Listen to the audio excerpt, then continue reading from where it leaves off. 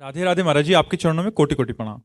महाराज जी, आपने एकांतिक में एक बार यह कहा था कि पति जो भजन करता है उसका आधा भजन पत्नी को जाता है और पत्नी जो भजन करती है उसका भजन उसी को रहता है। तो महाराज जी, तब से मन बहुत विचलित है कि शादी करूं या ना करूं। मतलब ऐसे ही बहुत थोड़ा सा भजन होता है, उसमें भी आधा वो ले जाएगी तो मतलब गड़बड़ सा हो जाएगा।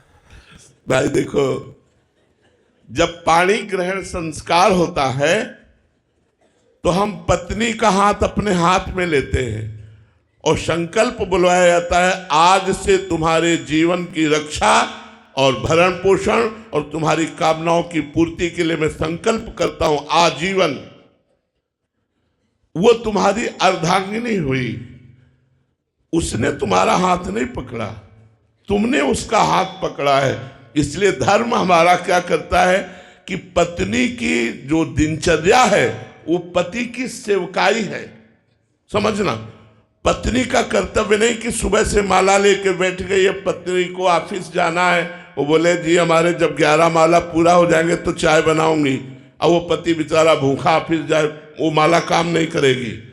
पत्नी का कर्तव्य है मन क्रम वचन एक ही धर्म एक व्रत नेमा, काय वचन मन पति पद प्रेमा।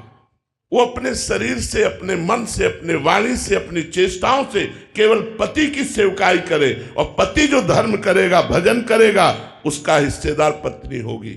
अगर पति मोक्ष पद के लिए कदम रख रहा है और पत्नी पति की सेवकाई में लगी हुई है तो वो केवल पति की सेवा से मोक्ष को प्राप्त हो जाएगी। पति सेवा पत्नी का परम धर्म है। अत्रि मुनि की केवल सेवा करती थी अनसुईया जी, और अत्रि मुनि ध्यानस्थ रहते थे। अपने पति के प्रताप से जब भगवान शंकर, ब्रह्मा और विष्णु उनकी परीक्षा लेने के लिए गए, हाथ में जल लिया और कहा 6-6 महीने के बालक हो जाओ।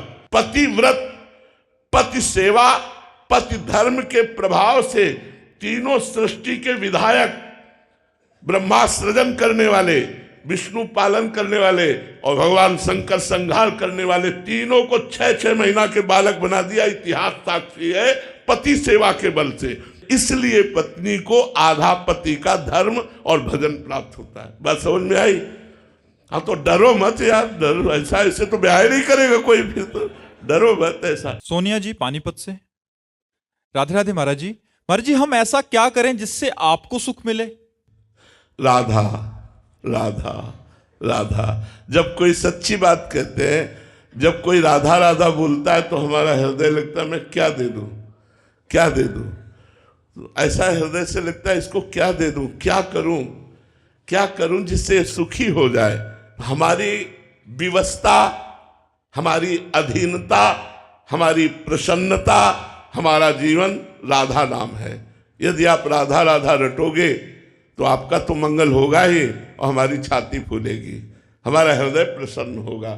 जब कोई राधा राधा उच्चारण करता है तो मुझे परम सुख प्राप्त होता है, और उसको तो सुख प्राप्त होगा ही, हमारे आचार्य को भी सुख प्राप्त होता है, क्योंकि राधा नाम के दाता आचार्य हरिवंश चंद्र जो हैं, उन्हीं के हम सेवक हैं। इसीलिए उन्हीं के कहे हुए वचनों के अनुसार हम राधा नाम का गान करते हैं, राधा नाम के आश्रित रहते हैं, राधा नाम के ध्यान में ही रहते हैं। राधा नाम ही हमारा जीवन। महाराज जी, राधा नाम जपने में से हमें क्या क्या मिलेगा? महाराज, जो चाहोगे प्राप्त हो जाएगा, जो चाहोगे।